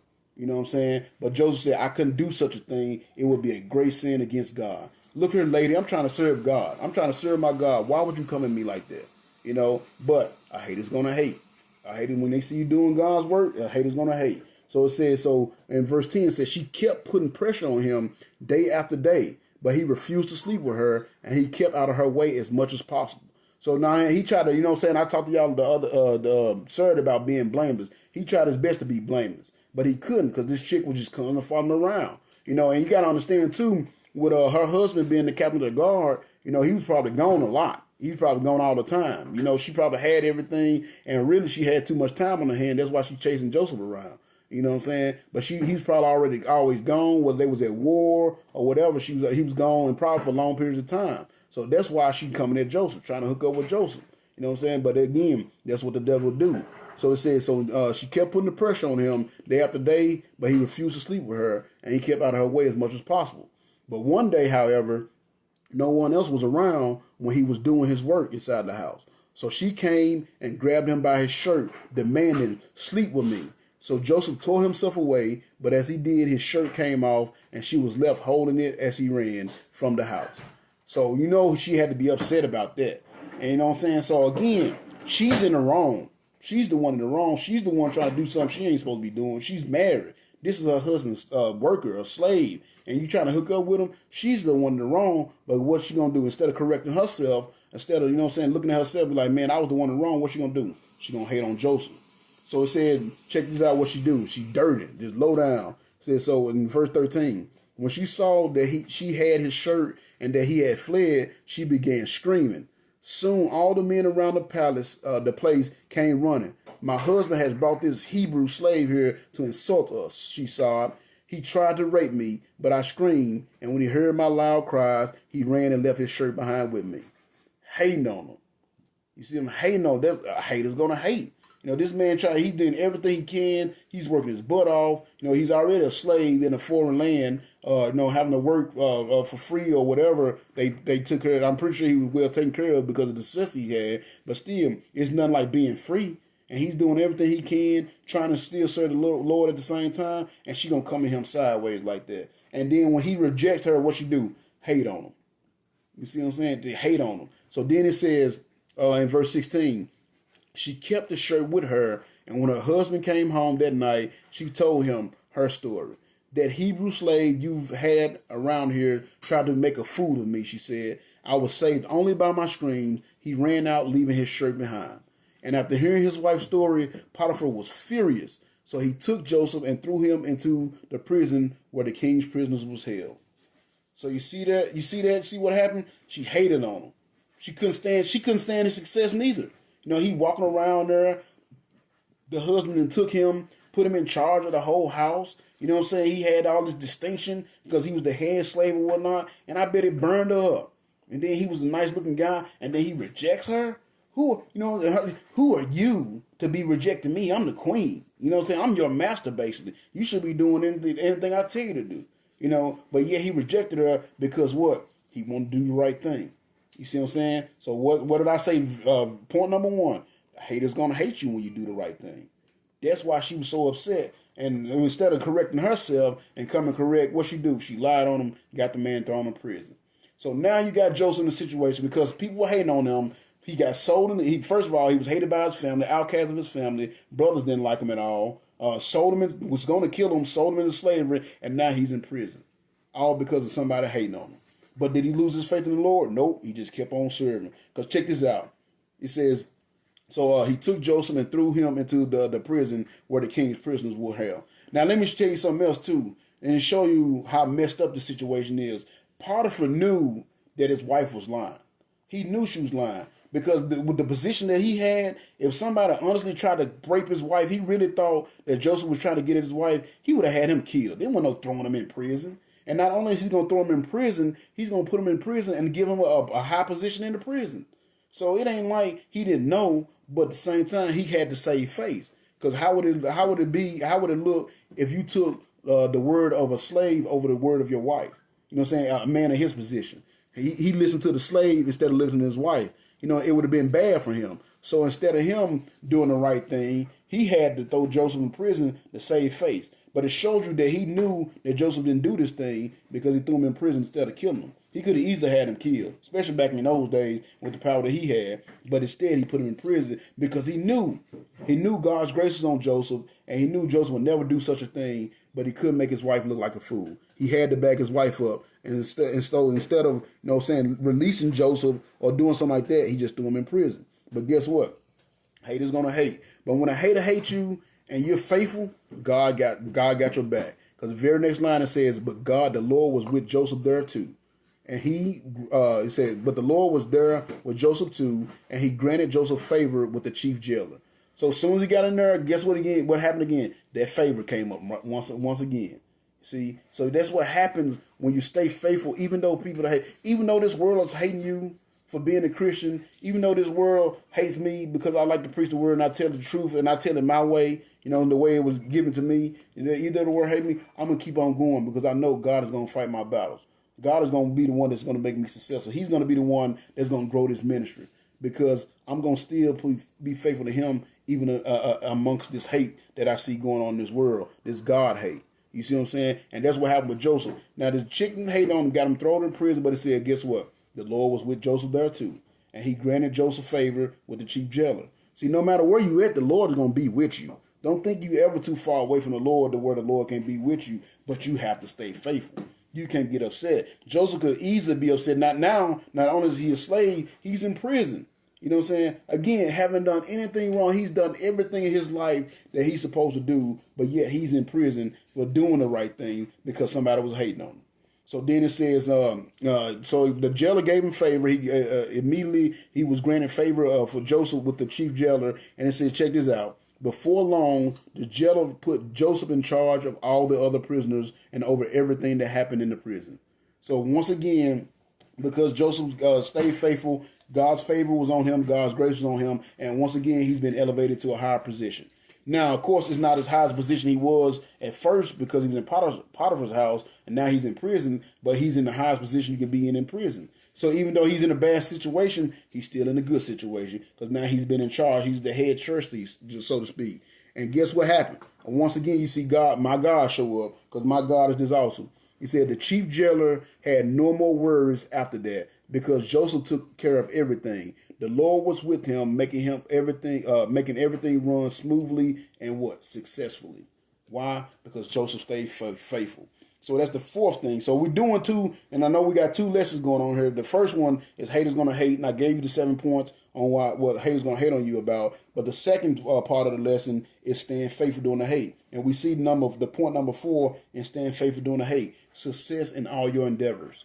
When people, this world is hating on you, and these people are talking about you behind your back, they saying you ain't this, they saying you ain't that, you ain't worth doing this, you ain't worth that, and you just stay faithful through the midst of all that, you're going to be successful in all your endeavors. Because we see that's happening with Joseph. Joseph is a slave in prison, and yet God is still blessing him, and he's becoming more and more successful and having more and more power added on to him every day. Why? Because even though everybody was hating on him, he just kept doing him. And that's what you got to do. You got to just keep doing you. So now, that's chapter 39, chapter 40, and we're going to end at the end of chapter 40 because, like I said, it's 10 chapters altogether. But I want y'all to see, and these 3 chapters help you see, 1, that the hater's going to hate on you regardless, but 2, God will be with you as long as you stay faithful. And now that's why I want to do these first 3 so you can see that. So now, Joseph is in prison. Now, you got to understand something, too. This is probably, it don't really give a time frame, but at this point, he's been there at least 3 years, no less than 3 years. So he's been a slave and / a prisoner for at least 3 years at this point. And I'm somewhere between 3 and 5. It don't specify. It does give a date down here a little later, but somewhere between 3 and 5 years he's been in prison. You know what I'm saying? So in verse 4 it says, now chapter 40, verse 1 starts off. It says, sometime later, Pharaoh's chief cupbearer and chief baker offended him. Pharaoh became very angry with these officials, and he put them in the prison where Joseph was, in the palace of Potiphar, the captain of the guard. They remained in prison for quite some time, and Potiphar assigned Joseph to take care of them. So the very dude that put him in prison for allegedly raping his wife is the one that gave him the position that he had. And you notice the prison was in Potiphar's house. So he didn't even kick him out the house. He just took him downstairs to the dungeon, so to speak, and then put him in charge of it. Because he knew in his heart Joseph didn't do those things because he was a man of God. He knew he wouldn't do that. He knew his wife was just a thought. And I don't know if that's still a word. He knew it, but at the same time, he had to save face. He had to do something because he couldn't. It was more of a political thing than anything. A man of his position is going to take position with his slave over his wife. That'll look bad. That'll look very bad. So that's why he had to do something. But he knew Joseph didn't do those things. And that's why he put Joseph in prison, in his house, and then put him in charge of the prison. You see what I'm saying? And all that happened because of what? God's favor on his life. God's favor on his life because he stayed faithful even though he was being hated on. Even though he was being hated on, he still stayed faithful, and God blessed him because of it. So then it says in verse 5, one night, the cupbearer and what happened? Joseph gets a little bit more power, and you see a little bit more of God's grace on him because of these dreams these guys have. So it says one night in verse 5, chapter 40, verse 5. One night the cupbearer and the baker had the chief baker each had a dream, and each dream had its own meaning. The next morning, Joseph noticed the dejected look on their faces. "Why do you look so worried today?" he asked. And they replied, "We both had dreams last night, but there is no one here to tell us what they mean." "Interpreting dreams is God's business," Joseph replied. "Tell me what you saw." So you know what he did there? He said, interpreting dreams, that's from God, but tell me what you saw. You know why he said that? Because he knew he was faithful to God. He knew God's favor was on him. So he knew if anybody could know what those dreams meant, it would be him. So y'all see again, if y'all watched when we did the lesson of Daniel, it's a lot of things correlate between Daniel and Joseph. And that's why I love both of them stories, because both of those guys were in bad situations, but they stayed faithful and God blessed them because of it. And they got power from God because of it. So you see here, he said, "Hey, interpreting dreams is God's business, but tell them to me. I see if I can see what if God will show me what they mean." So then he tell them the dream. So then it said the cupbearer told his dream first. He said, "In my dream," he said, "I saw a vine in front of me. It had 3 branches that began to bud and blossom, and soon there were clusters of ripe grapes. I was holding Pharaoh's wine cup in my hand, so I took the grapes and squeezed the juice into it. Then I placed the cup in Pharaoh's hand." I know what the dream means, Joseph said. Right off the bat, he knew what the dream means. Why? And let's take us to our 5th point of that we're going to see here in these first 3 chapters of our 5th reward of staying faithful during the hate, God's wisdom. So, because he just said interpreting dreams is God's business, and as soon as the man told him a dream, guess what? He knew what it was. Why? Because he had God's wisdom, because he stayed faithful. He's in again, and I like to keep reiterating so y'all don't forget where this man is at. He's a slave in a foreign land, and now he's in prison. And yet, he stayed faithful to God, and God blessed him because of it. You see what I'm saying? So staying faithful, the haters going to hate. They're going to hate, but stay faithful in the hate. Continue, don't let their hating stop you from doing the work that God has for you to do. And that's what Joseph did. So as soon as he told Joseph the dream, he said, "I know what the dream means." Because he had God's wisdom. That's your 5th reward for staying faithful even in the middle of the hate. So then he said in verse 12, he said, I know what the dream means. He said, the 3 branches mean 3 days. Within 3 days, Pharaoh will take you out of prison and return you to your position as chief cupbearer. And please have some pity on me. Now, this is the first time we're going to see this line right here. Is the first time you're going to see Joseph say anything about his situation. And it's the only time. It's the first time you're going to see it, and it's the only time you're going to see it. And it's not even in a situation where he's complaining. He just kind of like, man, hook your boy up kind of thing. So he told him, he said, look, in 3 days, Pharaoh's going to take you out of prison. He's going to return you to your position, basically. He said, in verse 14, he said, "And please have some pity on me when you are back in his favor. Mention me to Pharaoh and ask him to let me out of here. For I was kidnapped from my homeland, the land of the Hebrews, and now I'm here in jail, but I did nothing to deserve this." So it's not a complaint. That's fact. He had done nothing. Joseph hasn't done anything to deserve the treatment that he's been getting. The reason why Joseph was there is because of what? What's the title again, people? Haters gonna hate. He had people that was hating on his own family, hated on him and sold him into slavery. Went into slavery, did good there. Then his master's wife hated on him because he wouldn't hook up with her, and then she lied and got him sent in prison. So he wasn't complaining. I want y'all to understand that Joseph was not complaining. He was stating the fact, and he saw an opportunity to get himself out of the situation he was in. He shot his shot, so to speak. So the chief, the cupbearer, put my water down.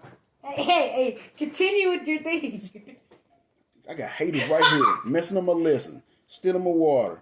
But anyway, So again, he wasn't complaining. It wasn't that he was complaining, but he was just trying to see. He saw a way, an opportunity to maybe get himself out of the situation he was in. Not complaining, just state the fact. Look, man, I've been kidnapped and I'm here in prison and I did nothing to deserve this. Which was everything he said was absolutely true. So then now, the other guy had a dream as well. The chief baker, that was the chief, the cupbearer's dream, and now the chief baker had a dream as well. So he gonna tell their dream, and it ain't gonna work out good for him. Go check in verse 16. It says, when the chief baker saw that the first dream had such a good meaning, he told his dream to Joseph too. He said, in my dream, he said, there were 3 baskets of pastries on my head. In the top basket were all kinds of bakery goods for Pharaoh, but the birds came and ate them.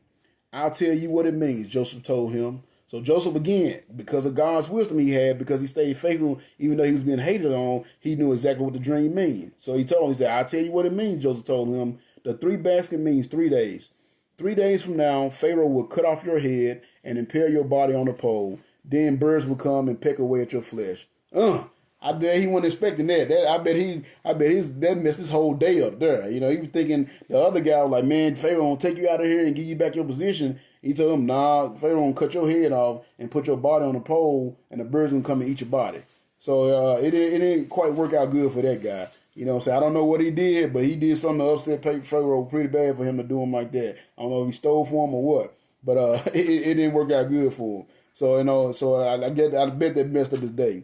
So then, again, to show you God's grace, to show you that God was really with Joseph, to show you that Joseph had God's favor.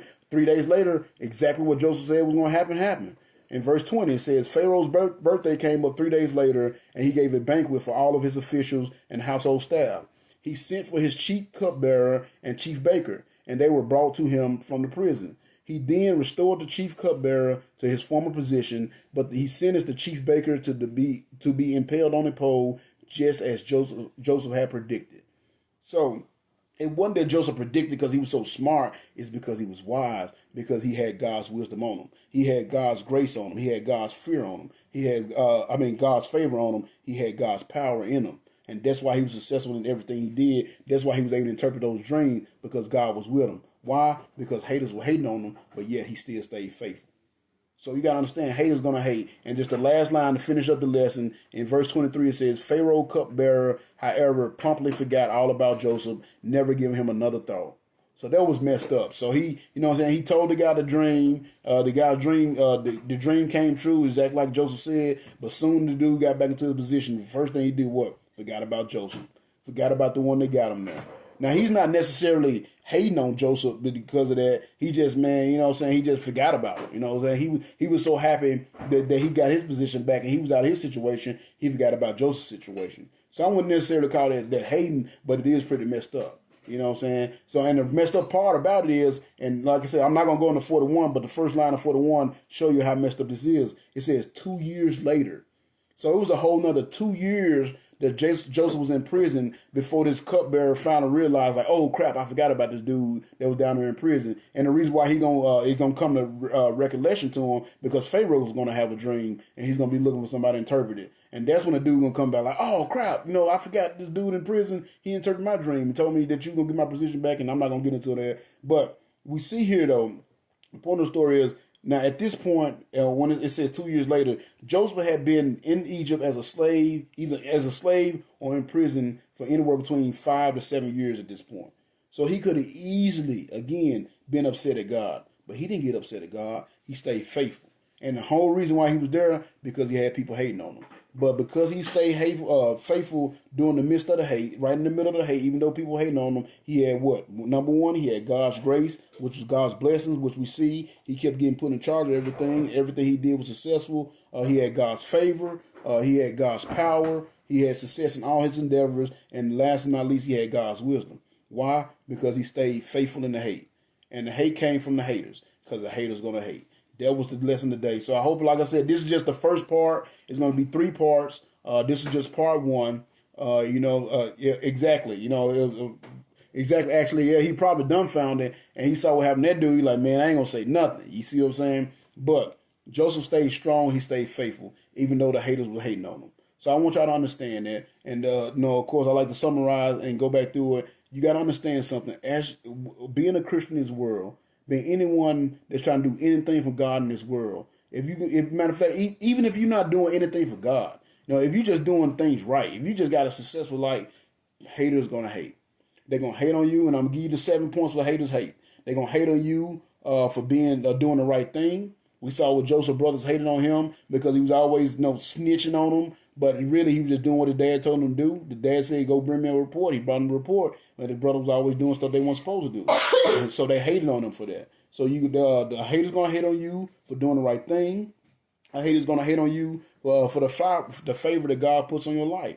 We saw Joseph had favor on his life. Even back before this happened in his jail, he had dreams, and he was able to interpret the dreams because God was giving him dreams and vision that he was going to be successful, and they hated him for it. And matter of fact, number 3, they hate him because he had bigger dreams than they did. They was fine just following the sheep around and doing little petty stuff with the sheep. But Joseph, he had bigger dreams. He said, one day I'm gonna be a king. One day y'all gonna bow down to me, and they hated him for it. So a hater's gonna hate you for having big dreams. Number 4, a hater's gonna hate you because you're successful.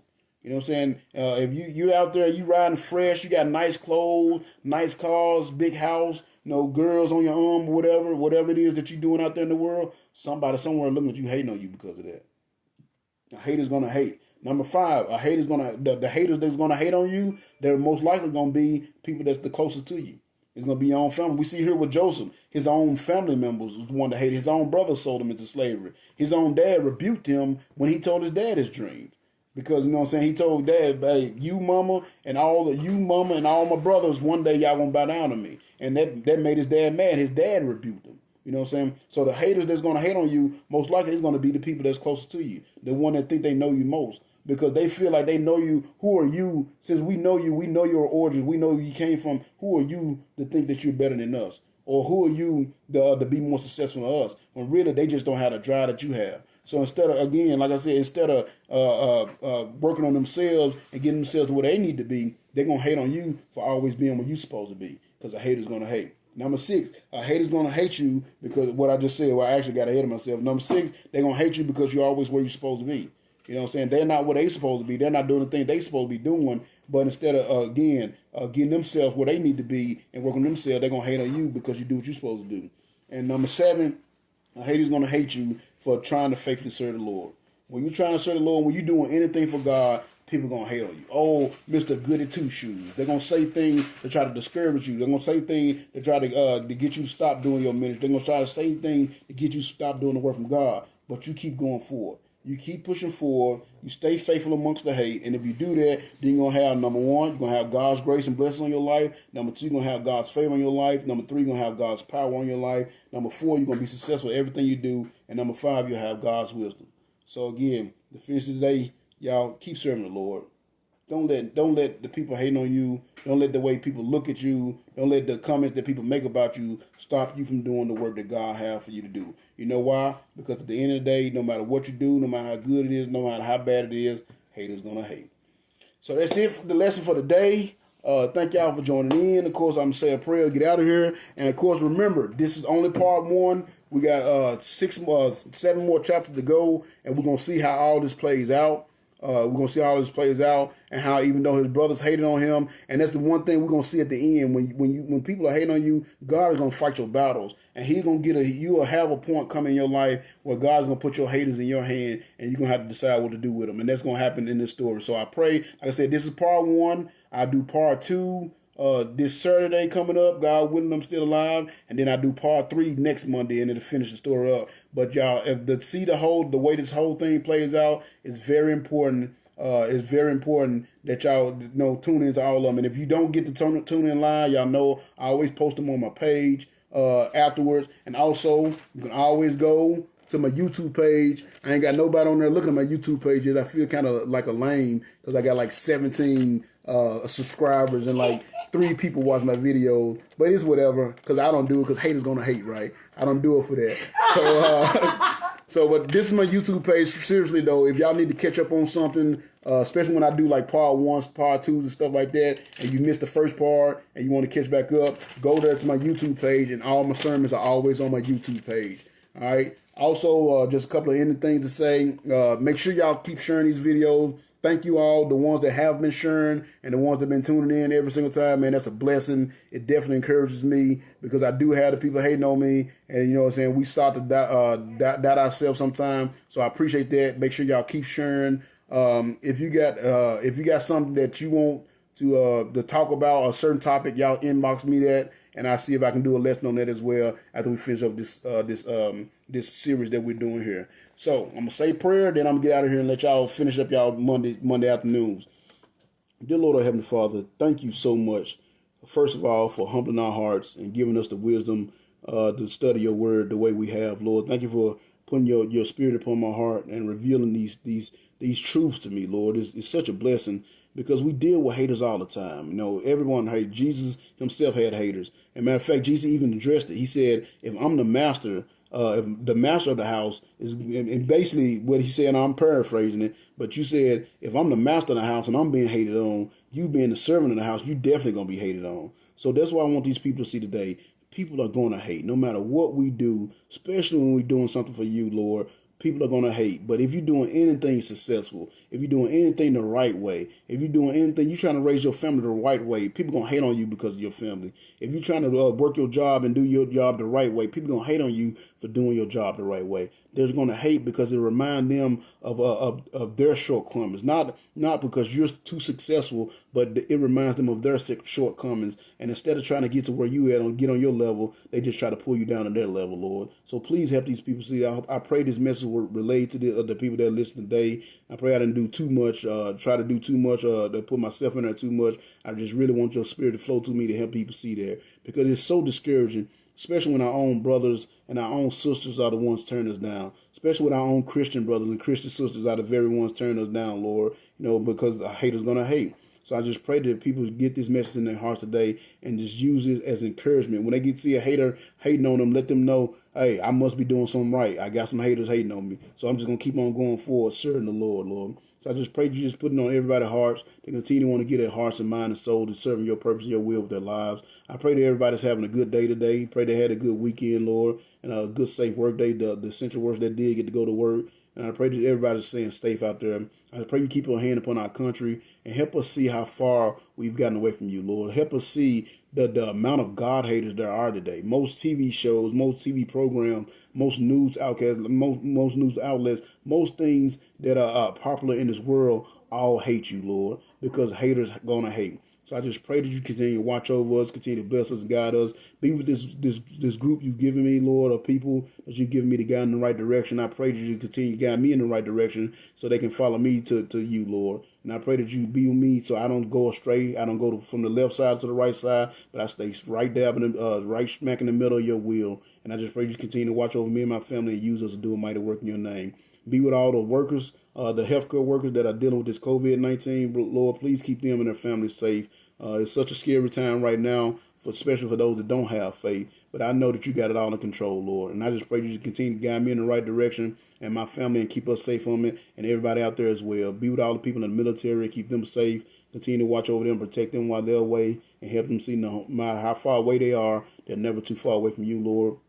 Again, be with all the small businesses that are suffering from these close downs that we're having to do in this quarantine. And I just pray you to be with this country as a whole. Because right now, Lord, we're away from you. And we have a country full of God haters. But I pray that you help us see how far away from you we've gotten.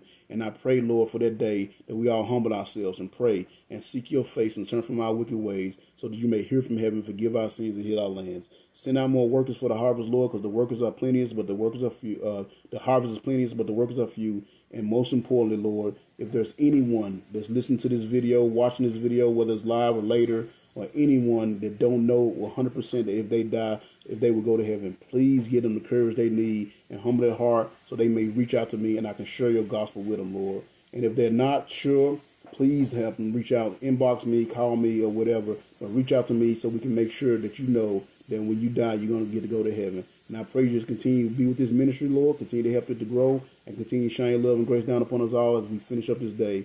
Pray you keep us safe tonight and give us another day to honor and glorify your holy name tomorrow. We love you and thank you for all you've done and given. And we say this prayer in your wonderful son, Jesus' name. Amen.